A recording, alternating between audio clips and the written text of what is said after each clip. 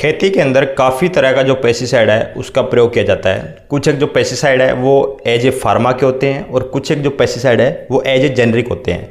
दोनों के अंदर मेजर डिफरेंस कौन सा रहता है और हमें कौन सा जो है वो यूज़ करना चाहिए, आज की इस वीडियो में जानेंगे। सबसे पहले हम बात कर लेते हैं फार्मा प्रोडक्ट की।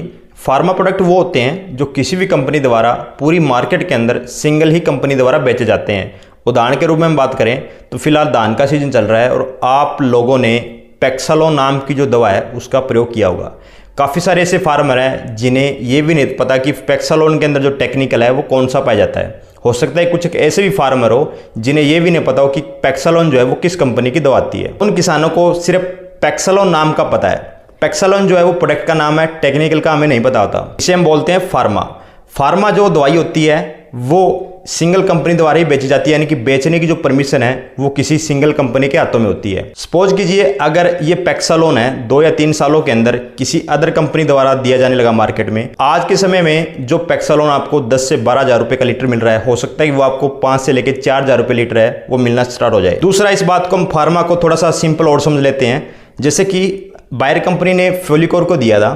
फोलिकोर के अंदर क्या टेक्निकल है इसका किसानों को नहीं पता था। इसके अंदर टेबुकोनाजोल पाया जाता है। अदर कंपनी का अगर आप देखोगे जेनरिक में बात करें तो जो फोलिकोर है वो प्रोडक्ट का जो नाम है वो मेंशन नहीं किया होता, उसके ऊपर जो टेक्निकल का नाम है प्रोडक्ट के ऊपर वो मेंशन किया होता है। काफ़ी सारी कंपनियों को देखोगे आप, उसके ऊपर टेबू कुछ लिखा आता है, किसी कंपनी का टेबोल लिखा आता है। मतलब कि टेक्निकल से मिलता जुलता जो नाम है वो दिया जाता है। अगर टेक्निकल से मिलता जुलता नाम है यानी कि वो जेनरिक दवा है। और जेनरिक जो दवा होती है वो फार्मा के कंपैरिजन में काफ़ी सस्ती होती है। फार्मा के अंदर और जेनरिक दवा के अंदर अगर हम रिजल्ट की बात करें तो ऐसा कोई वो नहीं है कि जो फार्मा का दवा है वो उसका जो रिजल्ट है वो बढ़िया मिलेगा, नहीं। जेनरिक जो दवाइयाँ आती है उनका भी जो रिजल्ट है वो एक्सीलेंट पाया जाता है। अब बात आती है कि जितनी भी फार्मा दवाइयाँ हैं या फिर जो भी ब्रांड आता है वो क्या वो कंपनियों द्वारा खुद रिसर्च या फिर बनाया जाता है।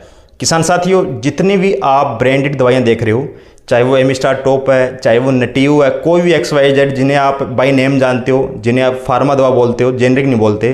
होता क्या है कि सपोज कीजिए कि किन्हीं 50-100 बंदों की एक लैब है, रिसर्च करने वाली लेबोरेटरी जिसे आप बोल देते हो, उसके अंदर वैज्ञानिकों ने कोई सा जो टेक्निकल है वो लॉन्च किया या फिर बनाया गया। तो वो वैज्ञानिक क्या करते हैं, जितनी भी बड़ी बड़ी कंपनियां हैं उनको बुलाते हैं और उनको कहते हैं कि हमने ये फलाना जो टेक्निकल है उसकी खोज की है और इस फसल के ऊपर इस काम में ये जो टेक्निकल है अच्छे तरीके से काम करता है। बताइए आप में से कौन सी जो कंपनी है इसको किस मूल्य के अंदर खरीदना चाहेगी। जिन भी कंपनियों को लगे कि हमारा इस रेट के अंदर अगर हम लेते हैं तो उसकी जो मार्केट है वो काफ़ी अच्छी रहेगी, हम काफ़ी ज़्यादा जो पैसा है वो कमा सकते हैं, तो 5 साल के लिए, 10 साल के लिए, या फिर कुछ एक ऐसे टेक्निकल है जिनकी 20 साल तक जो पेटेंट है यानी कि बेचने की जो परमिशन है उस कंपनी द्वारा आ जाती है।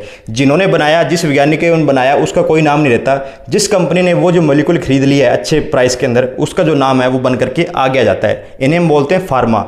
यानी कि रिसर्च तो किया किसी और बंदे ने, लेकिन पैसे के दम पर खरीदा किसी अदर कंपनी ने, और नाम जो आएगा आगे वो उसी कंपनी का आएगा जिसने खरीदा है। बाय द वे, काफ़ी सारी जो मल्टीनेशनल कंपनियां हैं जिनका काफ़ी अच्छा बिजनेस है, उनकी खुद की जो R&D है, रिसर्च एंड डेवलपमेंट, वो होता है। लेकिन जरूरी नहीं होता कि उनकी R&D के अंदर सारे के सारे जो मॉलिक्यूल है या टेक्निकल है उनकी जो खोज है वो हो सके।